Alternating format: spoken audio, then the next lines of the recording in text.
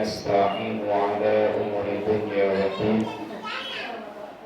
Wassalatu wassalamu ala asrafil anbiya'i wal mursalin Sayyidina wa maulana Muhammadin wa ala alihi wa sahbihi ajma'in, amma ba'd. Yang saya hormati dan semoga Allah muliakan Ketua Pengajian Majelis Taklim Al-Munah beserta pengurus dan jajaran yang masih sibuk nyatet.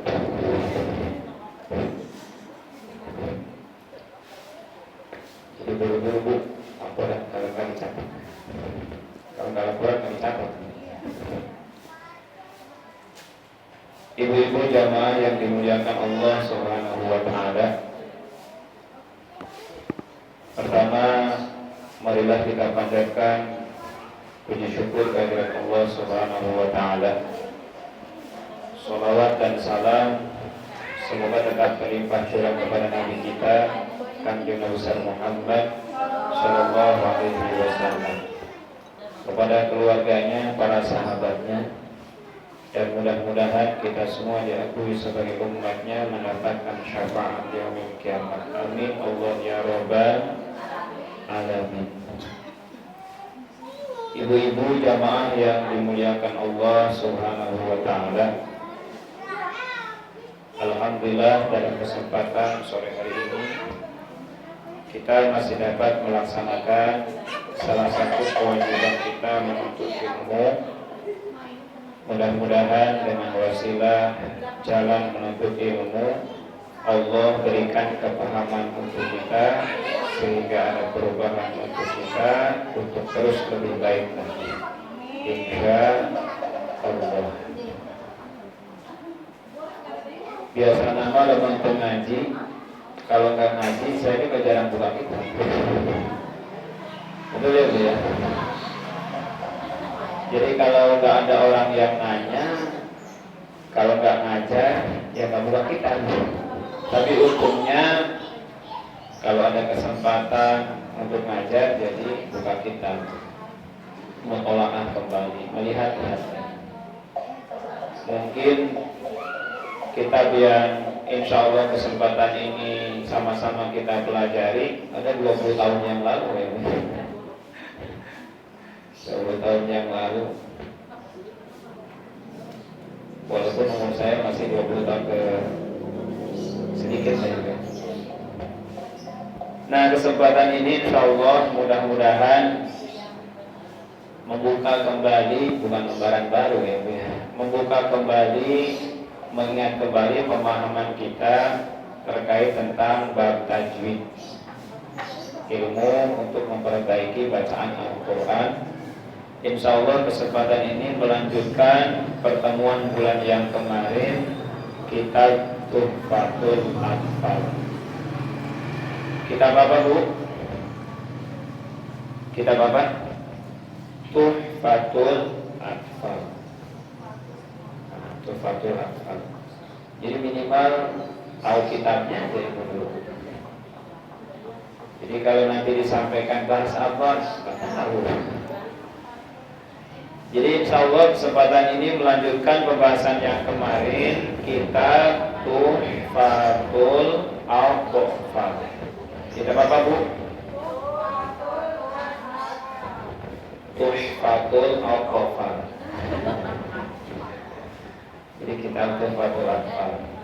Karya siapa? Karya Syekh Sulaiman Al-Jamzuri. Jadi bukan karangan ulama sekarang, bukan, tapi ulama-ulama terdahulu, ya. Jadi ulama-ulama dulu. Jadi ulama itu terbagi antara khalaf dan salaf, antara ulama terdahulu sama ulama yang sekarang. Lanjut Bu. Alhamdulillah. Jadi minimal apa kitabnya. Kitab apa? Tuhfatul Atfal. Karena belajar tadi kan. Bismillahirrahmanirrahim. Kemarin sudah dibahas baris pertama sampai dengan baris ke-8. baris pertama sampai dengan baris ke-8. Kita sekarang melanjutkan baris yang ke-9, insya Allah sampai ke-12 saja. Jadi 9 sampai 12 bait saja, 3 baris ya, 3 baris saja. Di mukadimah yang kemarin ya, kita membahas terkait tentang bagaimana ucapan Syekh Jamzuri, Syekh Sulaiman Al-Jamzuri mengarang kitab Tuhfatul Atfal, mengharapkan keridhaan Allah bukan hanya sebentar namun selamanya. Jadi ketika kita ngaji mengharapkan keridhaan Allah bukan hanya saat ngaji namun selamanya, mengharapkan ampunan dan ridha Allah Subhanahu wa taala. Dan kitab Tuhfatul Atfal ini adalah kitab untuk kita yang sedang belajar. Ya, dalam bab apa? Dalam bab nun mati dan tanwin. Nun mati dan tanwin. Jadi yang dibahas nun mati dan tanwin. Ya, lanjut. Kemudian yang selanjutnya dalam hukum nun mati dan tanwin kemarin menjelaskan bulan kemarin terkait tentang fal awwalu idharu qabla al-ahrufi. Jadi yang pertama dibahas adalah huruf idhar, hukum idhar. Jadi nun mati dan tanwin itu terbagi 4. Yang pertama idhar, yang kedua idgham, yang ketiga iqlab, yang keempat ikhfa. Yang pertama idhar, bulan kemarin sudah dibahas bahwa idhar itu secara bahasa dan secara istilah. Kalau secara bahasa idhar itu artinya al-bayan, artinya kadar-kadar jelas, sesuatu yang jelas, maka itu disebut idhar. Kemudian idhar secara istilah adalah ikhraju kulli harfin min makhrajihi min ghairi gunnatin. Jadi idhar menurut istilah keluarnya setiap huruf dari tempat keluarnya huruf dengan min ghairi gunnatin, dengan tidak menggunakan gunnah. Itu secara istilahnya. Kemudian huruf idhar itu ada 6 yang dikumpulkan, yang sering disebut dengan huruf halak fi sitatin atas ya. Jadi lil halqi sitin, itu artinya 6 huruf halak. Paham Bu? Yang kemarin paham ya? Alhamdulillah. Sebetulnya ngaji tajwid sama saja, bedanya kalau ngajinya dengan kitab itu banyak istilah. Jadi istilah sebetulnya yang sering ibu ucapin, cuman jangan sampai ketika kita ngucapin istilah kita tidak tahu artinya. Ketika kita mengucapkan ini hukum ini, tapi kita tidak tahu maknanya, kita tidak tahu artinya. Maka kalau metode dengan kitab, kita tahu artinya, kita tahu bahasanya gitu. Bisa dipahami ya? Alhamdulillah. Jadi metode dengan kitab ini adalah tentu kita nanti akan paham bagaimana istilah dan arti secara bahasanya. Jadi istilah-istilah dalam ilmu tajwid itu dibahas semuanya. Ya. Misalkan kalau ibu sekarang ditanya, kitab apa sekarang? Bu? Ngapalin kitabnya aja susah. Ngapalin kitabnya aja hesek. Jadi kitab Tuhfatul Atfal. Ibu kalau ditanya kan pulang ngaji apa? Ngaji bahas kitab. Kitab apa? Kitab Tuhfatul Atfal. Kitab apa? Tajwid. Itu. Pada kerenan seetik. Pada kerenan ya. Lanjut ya Bu ya. Nah. Jadi Insya Allah kesempatan ini banyak istilah-istilah yang harus dipahami oleh kita, sehingga kita ketika menyebutkan satu istilah kita harus tahu artinya. Seperti saya tanya, idhar apa secara bahasa gitu. Jadi bedanya begitu ya Bu ya. Jadi idhar apa secara bahasa? Jelas. Kadar-kadar jelas. Atau al-bayan. Kemudian secara istilah apa? Wah, puyeng lagi nih Ustaz. Ya pokoknya nun mati ketemu dengan alif ha ain ha wi ho gitu kan. Begitu ya Bu ya? Benar ya Bu ya? Nah, bedanya berarti sekarang pakai bahasa dan banyak makna dan arti yang harus kita bisa pahami ya. Kalau secara istilah ikhraju kulli harfin mim makhrajihi min ghairi gun. Nah, insyaallah enggak hafal sekarang. Hafal ya? Sok sebutin. Kalian hafal Bu ya. Jadi bahasa kitanya berarti memasukkan ikhraju kulli harfin, memasukkan huruf-huruf ke dalam huruf dengan dengan tempat keluarnya huruf dengan tidak menggunakan guna. Jadi mengucapkan huruf memakai makhrajnya dengan tidak menggunakan guna. Jadi semua huruf yang kita ucapkan sesuai makhrajnya dengan tidak pakai guna. Berarti itu artinya secara istilah idhar. Jadi ibu nggak usah nyari huruf idhar berapa ya. Terus enggak, tapi memang pokoknya yang tidak pakai gunnah saja. Paham ya? Nah, tentu hurufnya halak. Hurufnya di halak atau di huruf tenggorokan. Alif ha, ain ha, ghin, kha.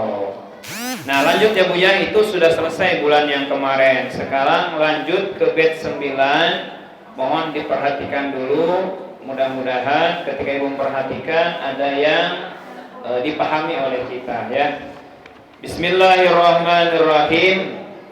Watani dan keduanya idghamun idgham bisitatin atas. Bisitatin itu 6, atas itu hurufnya. Fi yarmaluna, di dalam yarmaluna, kalimat yarmaluna. Indahum ya, indahum qad sabatat. Indahum dalam kumpulan yang disebutkan. Jadi dalam kumpulan yang disebutkan. Lakinnaha, tetapinya, ada tapinya. Kismani, ada dua hukumnya. Kismun bil yudghama. Kismun itu satu hukumnya, yudghama dengan idgham. Apa? Fihi bi gunnatin, dengan menggunakan gunnah. Kemudian yanmu bi gunnatin, yanmu dalam kalimat yanmu, ulima diketahui. Lanjut ya Bu ya, 12 bait. Illa idza kana, illa kecuali, idza kana terbukti, di mana-mana terbukti, bikil matin dalam satu kalimat. Fala, maka tidak boleh ya, tudghim diidghamkan ya, tudghim. Seperti apa? Kadunya, seperti lafaz dunya. Summa, dan selanjutnya summa tutului bahasa Sunda.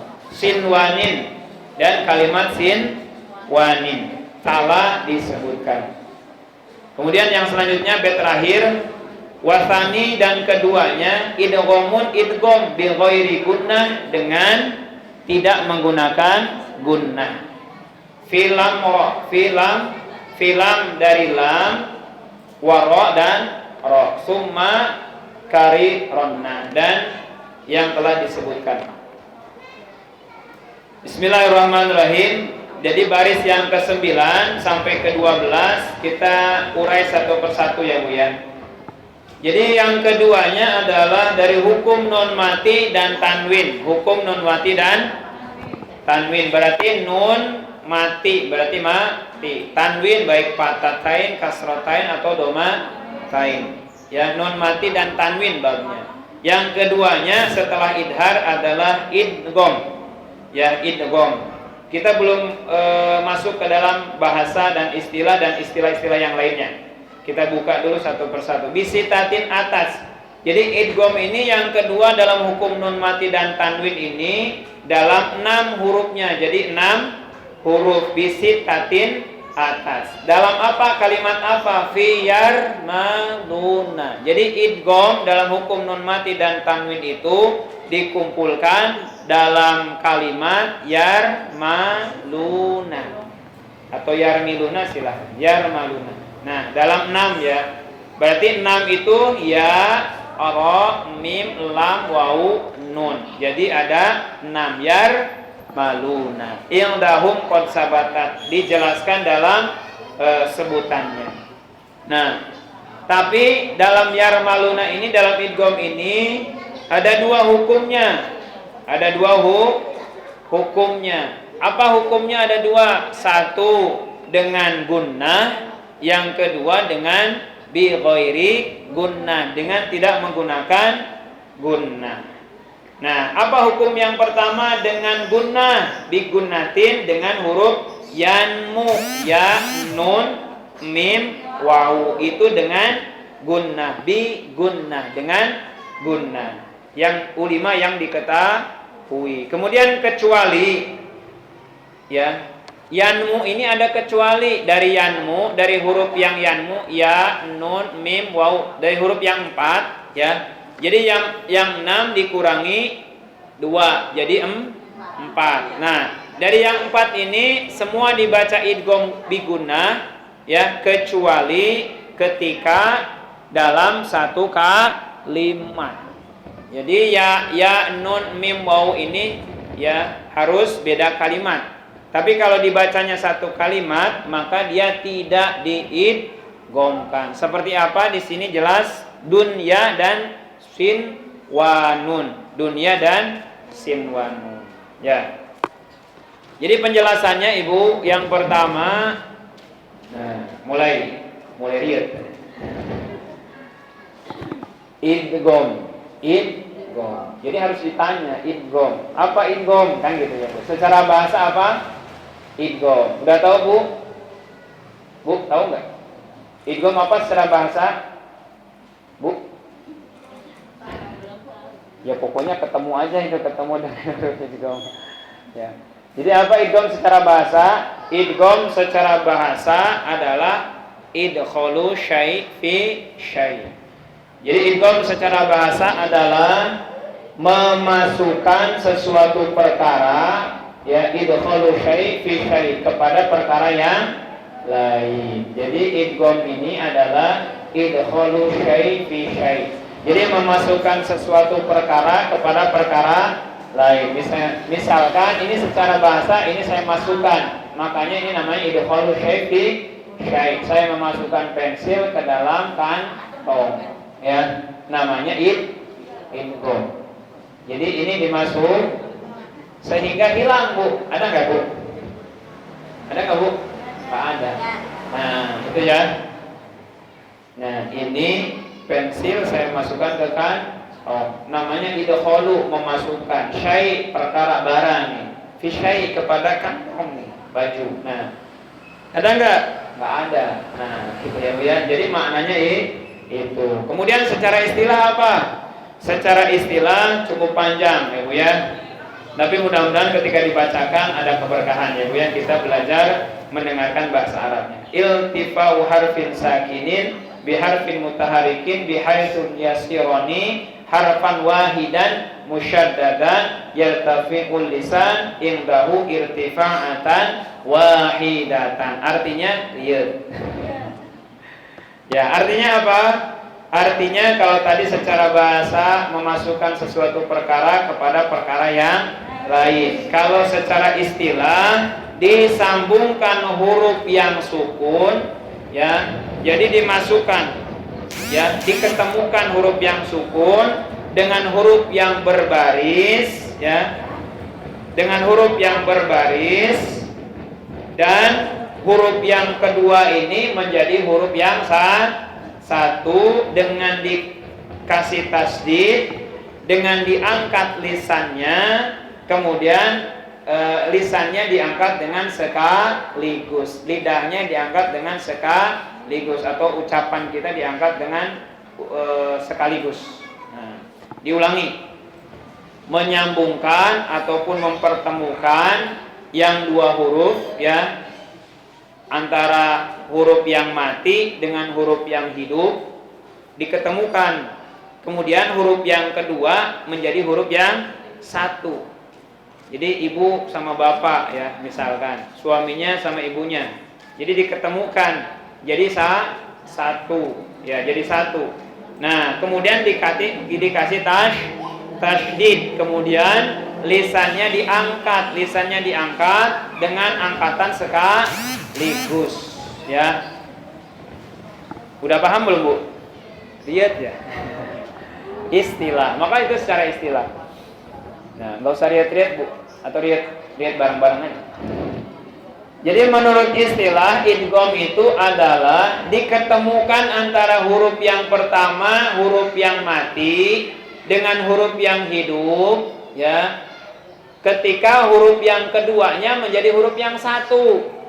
Menjadi huruf yang satu dengan diberikan tasydid, dengan diangkat lisannya diangkat sekaligus. Itu idgham secara istilah.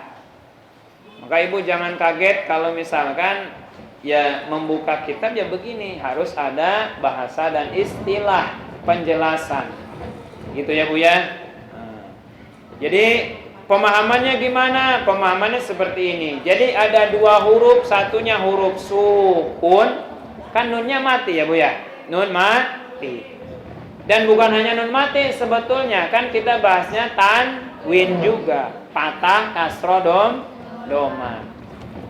Jadi ada huruf yang sukun kemudian dengan huruf yang hidup, hurufnya yang hidup. Kemudian ketemu antara dua huruf tersebut yang sukun antara yang hidup dimasukkan sehingga menjadi satu. Jadi tidak ada bunyi yang dua, maka bunyinya jadi satu. Jadi kalau ibu masih ngucapin idgham bunyinya masih dua, maka itu keliru. Karena ta'rifnya, istilahnya dimasukkan itu jadi satu.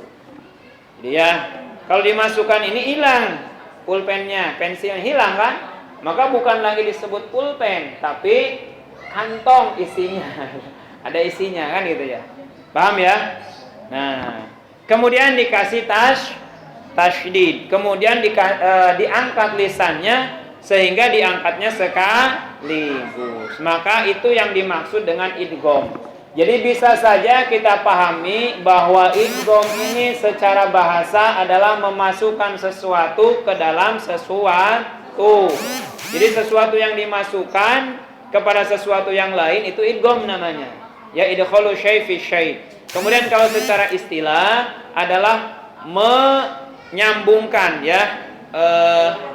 Nah gitu, nun yang mati ataupun boleh tanwin fathah, tanwin kasrah atau tanwin doma ya. Huruf yang pertamanya hidup ya, huruf yang keduanya hidup. Yang pertama mati, yang kedua hidup, dimasukkan jadi satu, kasih tasydid, dibacanya dengan lisan yang diangkat. Jadi kalau ibu bacanya nggak diangkat maka itu bukan idgham ya. Mau bukti nanti kita buktikan dengan prakteknya ya. Paham? Alhamdulillah. Ya, kita masukkan ke dalam prakteknya ya, Bu ya. Huruf idgham itu tadi ada 6. Ya, ra, mim, lam, waw, nun atau yarmaluna. Nah, dari yarmaluna ini kita kasih deh huruf yang depan karena nun mati, nun. Kita kasih tanwin, tidak mengapa, silahkan ya. Contoh dalam kalimat ya dulu. Contoh misalkan ya dalam kalimat mayyumin ya. Kalau diejahnya ataupun diucapkannya mim nun sukun fathah man, betul nggak? Man ya, man itu dasarnya. Kemudian depannya ya. Jadi nun mati ketemu dengan ya, nun mati ketemu dengan huruf idgham. Dibacanya gimana? Dibacanya satu, dimasukkan. Yang kedua huruf yang keduanya baris, huruf yang pertamanya sukun maka jadi satu. Jadi huruf yang kedua. Huruf yang kedua apa? Ya. Nunnya berarti tidak dibaca. Jadi bacanya apa?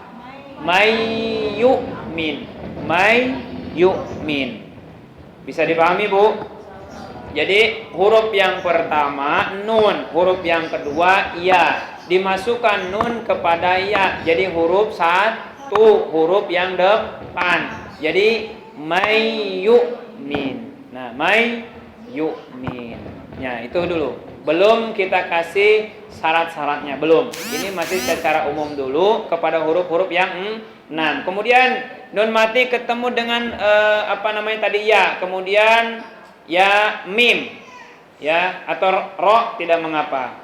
Nah, ya yarmaluna ro. Berarti nunnya ketemu dengan ro, maka nunnya berubah jadi ro. Ya, kemudian masukin ke lam, nunnya dimasukin ke lam, maka berubah jadi lam. Ya, hurufnya yang bunyi jadi lam. Kemudian nunnya ketemu dengan wawu, ya, maka nunnya berubah jadi wawu. Dibacanya satu.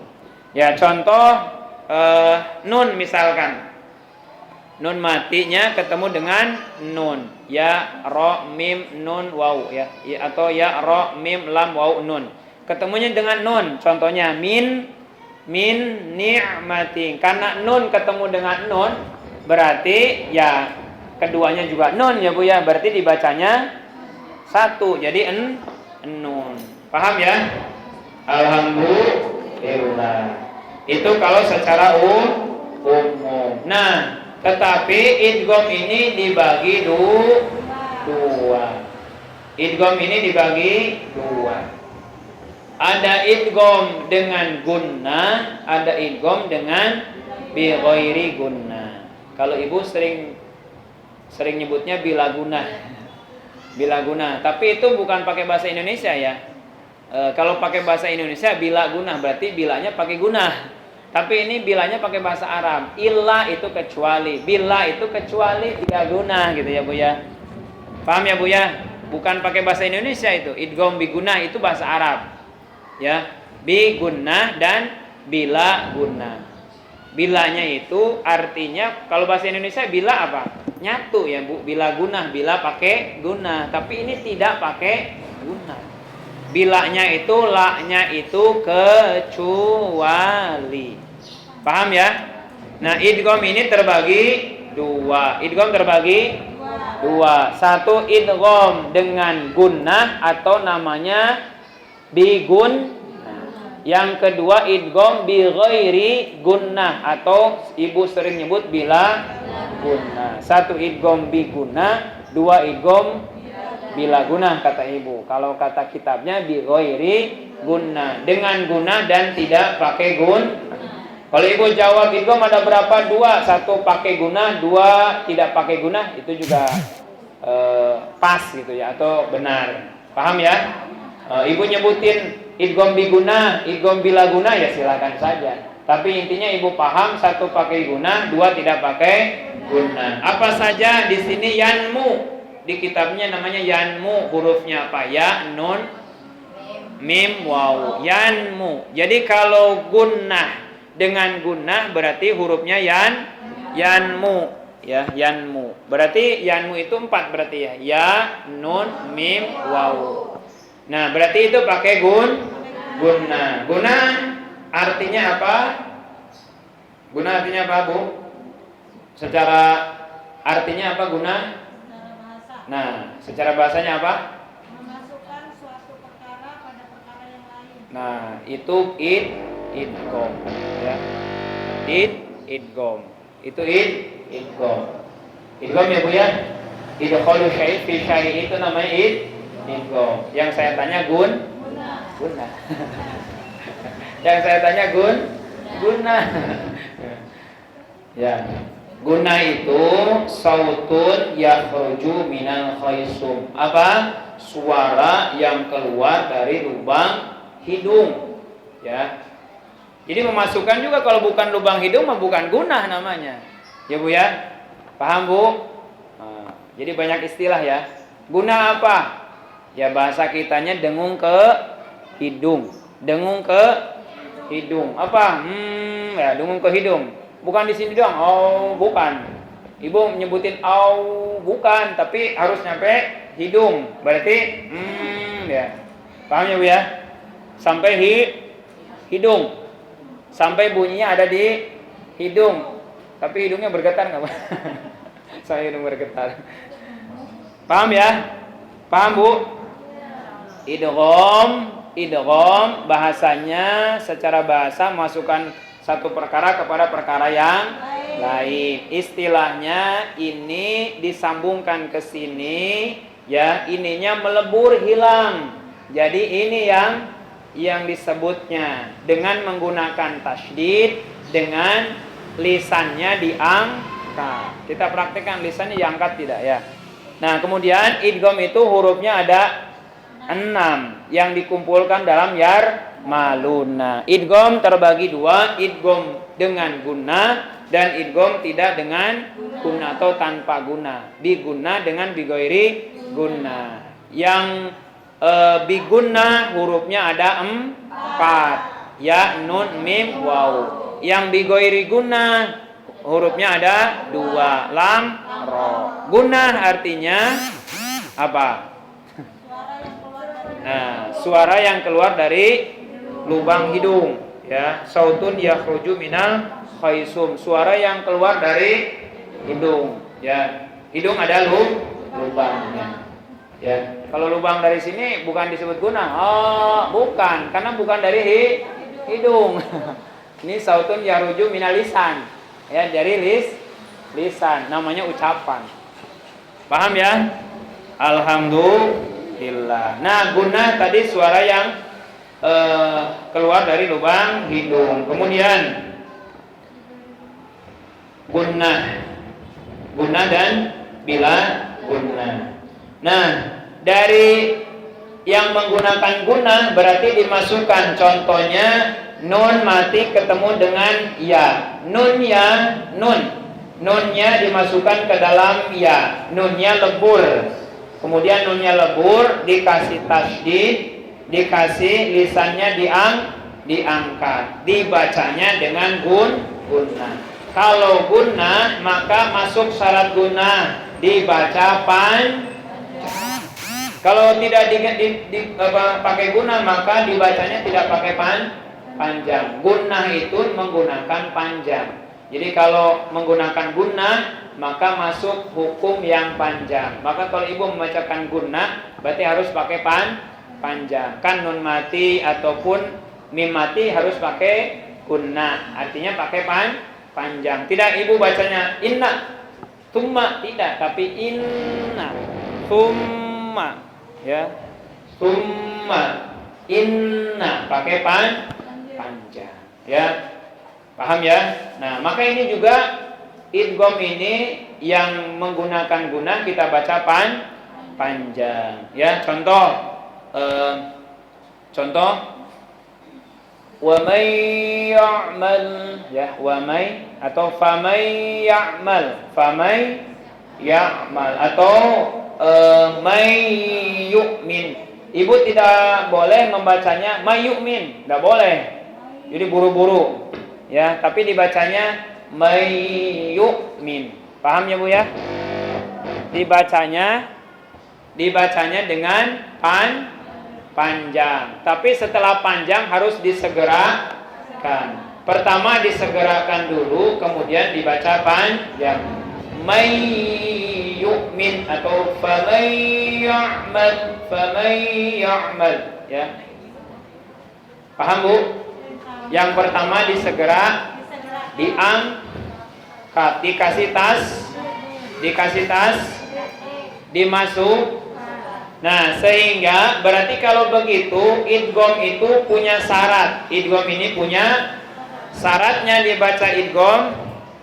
Bisa dipersingkat mau iya. nengok Bu Yaya lagi sakit, terus kalian minta doanya ya Pak. Iya. Alhamdulillah dipercepat.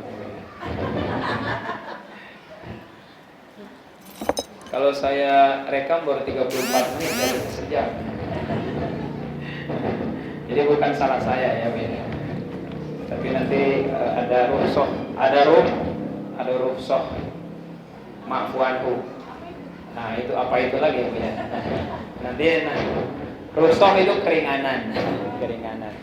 Jadi berarti kita itu berbicara istilah rufsoh keringanan. Jadi ada keringanan harusnya sejam, kita singkat ya Bu ya. 5 menit lagi saja. 5 menit lagi. Jadi idgham itu ada syarat. Berarti ketika kita mengucapkan idgham ada syarat. 1, idgham syaratnya dimasukkan. Yang kedua dengan menggunakan tasydid. Yang ketiga lisannya diangkat. Yang keempat adalah kalau idghamnya satu kalimat maka dia tidak dibaca gunnah. Berarti idghamnya antara satu kalimat dan 2 kalimat. Ya harus ada satu kalimat dan 2 kalimat. Paham ya? Jadi syarat idgham itu 1 dimasukkan, yang kedua dengan tasydid, yang ketiga diangkat, yang keempat idghamnya dengan 1 kalimat itu tidak pakai gunnah, 2 kalimat dengan gunnah. Paham ya Bu ya? Alhamdulillah. Sudah mulai disingkat ya Bu ya. Jadi idgham itu artinya dimasukkan. Huruf idgham itu ada 6 ya. Idgham juga terbagi 2 ya, ada idgham dengan gunnah dan idgham dengan tidak gunnah. Hurufnya pun dari yang 6 dibagi 2. 1 yang 4 ya nun mim wawu, kemudian yang kedua lam ro. Paham ya? Alhamdulillah. Ustadz panjang-panjang, kesimpulannya cuma sebentar ya. Ya, tentu dipahami sama kita bahwa ketika kita mengucapkan satu huruf ataupun hukum maka harus paham ya, harus paham. Ini disebut idgham karena dimasukkan. Idgham bi gunnah berarti dengan idgham bila gunnah, bi ghairi gunnah berarti tanpa gunnah. Alhamdulillah. Insyaallah lain waktu dan kesempatan